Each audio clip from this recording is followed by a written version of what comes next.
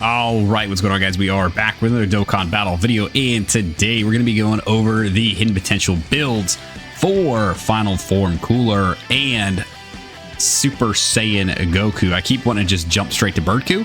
I guess people know him better by that, so I'll just call him that for the rest of the video. But we're going to look at Cooler and Birdku's hidden potential builds, at least what I believe to be their best hidden potential builds. So definitely let me know if you guys agree with what we're going to talk about here, or if you guys like to build these guys out a separate way. So what I'm trying to do here is give you guys a good idea of the best ways that I have found while using these characters to build them out to bring out their maximum potential in a lot of these events. So first we'll start off with Cooler, because I think that's the one that everybody likes to see. He is the big boy. He was the most anticipated, pretty much EZA I think we've ever seen in a long time.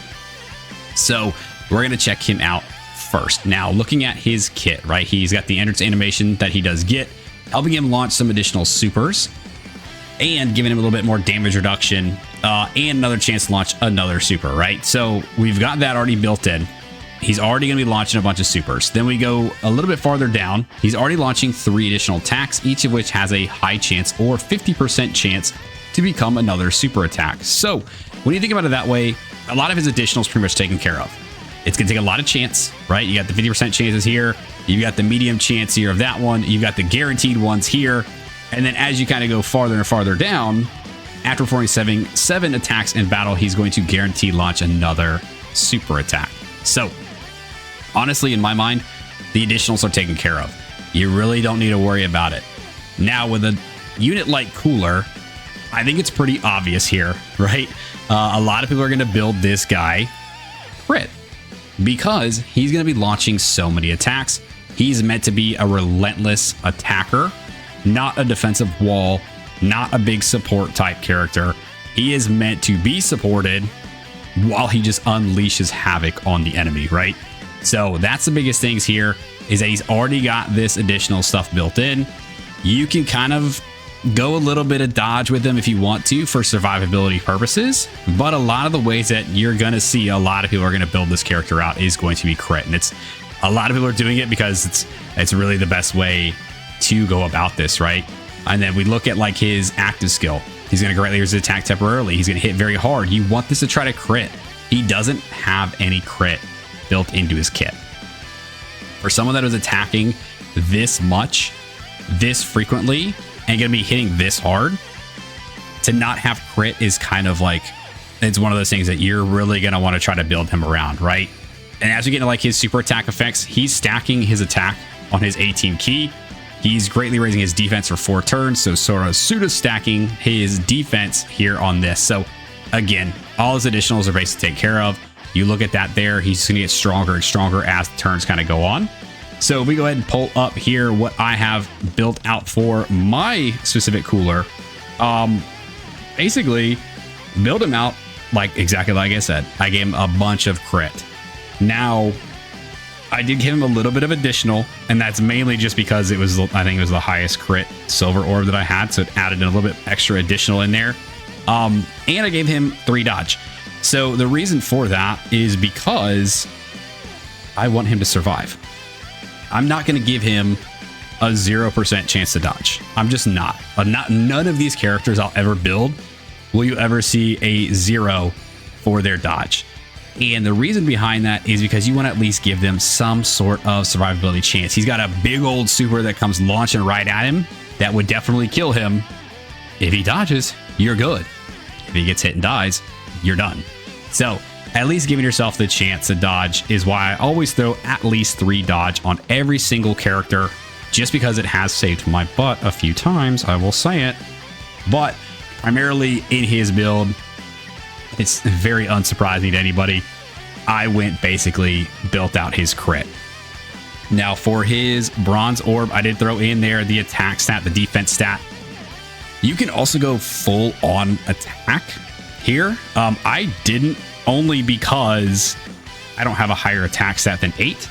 And so I already had an 8 and 8 for attack and defense. So I was like, I might as well get in the extra defense as well. Because again, some survivability can go a very long way, right? So this is the way that I've built out Cooler. I believe this is the best way to go about building out Cooler.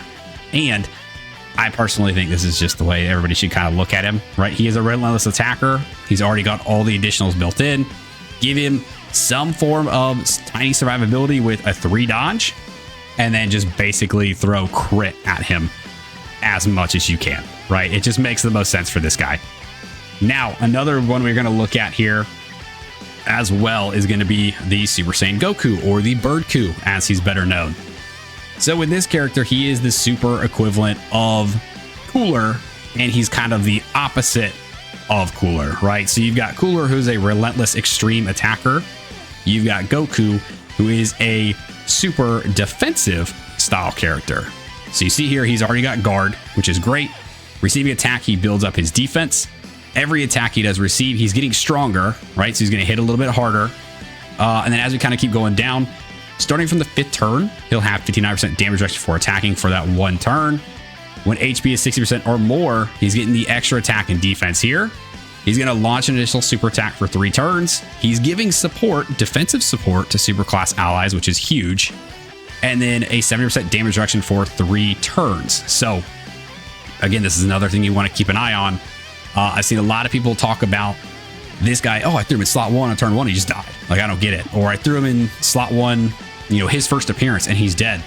You got to look at this guy and make sure, like, what he has available to him is actually up. So, like, if this isn't activated, I had turns where he comes in the 2nd rotation, and we're already falling below that 60% HP because he took a big hit in the first run.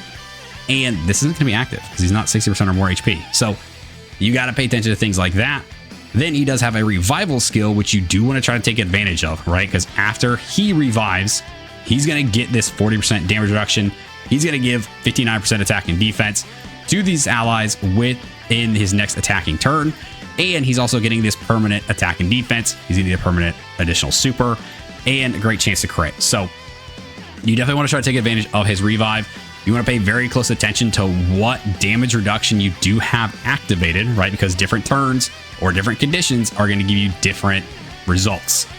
Now, as we kind of go down into his actual super attacks, and my scroll wheel is waking out on me. He is the opposite of Cooler, right? So his 18 key, he's going to massively raise his defense. He is stacking defense because he's a defensive character. Then as you get into his 12 key, he's going to greatly raise attack for 4 turns. So getting that pseudo stack of attack as he continuously does any sort of these additional supers. Now, again, you can kind of lean into him doing some attacks here and there, but I don't think that's what he's mainly going to be built around or what you really want to be looking at mostly for this character.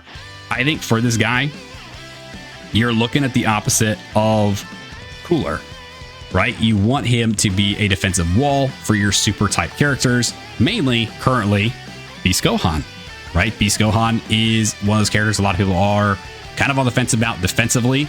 This guy does very good in being able to be that wall for him, in being able to give a little bit of this defensive support for him and kind of keep him alive a little bit longer. So as we kind of switch over here, I'll show the game here as well and show exactly the way I built out my Goku. Now, I went mainly defense and a lot of dodge because, again, he is not a relentless attacker. He is not like Cooler. He does not want to attack, and do a bunch of damage. He wants to try to keep the team alive while also being able to do some damage back. So I mainly went a lot of defense. I went a lot of dodge and then have a little bit of additional and crit in there again to give him that chance to do it. Now, once he does get his revive active, he does have that 70% chance to crit already built in. He's got here with the 60% or more HP, he's getting the additional super for 3 turns.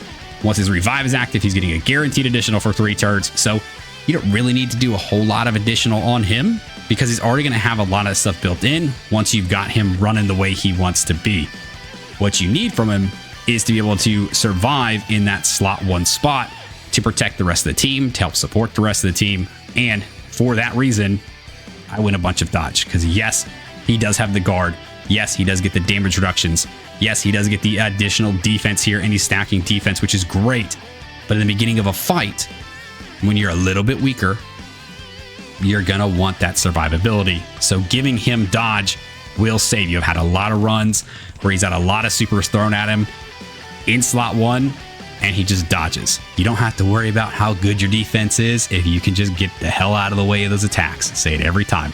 So with this character, I think the best, most optimal way to kind of build him out would be to give him a lot of dodge and then some defense. The gold equip I do have on him for the dodge and attack could go dodge defense. I decided to give him a little bit more attack. I think a lot of it had to do with the fact that I don't have another like as high dodge defense as I do this dodge attack. So gave him a little bit more attack, gave him a little more punch when he does actually get to do his turn.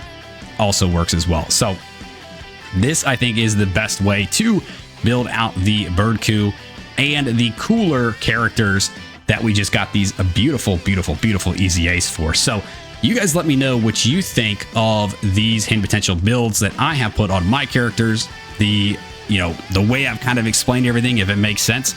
Let me know. If you think I'm batshit crazy and delusional, let me know that as well. Let me know how you guys like to build these characters out, how you guys like to run them. Drop all that stuff down below. If you guys stuck around to the end of this video, I do appreciate you. Thanks for hanging out with me. Let me know what you guys think again of my builds and my reasoning behind the way I have structured Cooler and Birdku, and let me know if you guys agree, disagree, and drop your reasonings down below. Also, let me know how you have decided to build out your characters. Like, subscribe, do the thing, and I'll see you guys next time. See ya!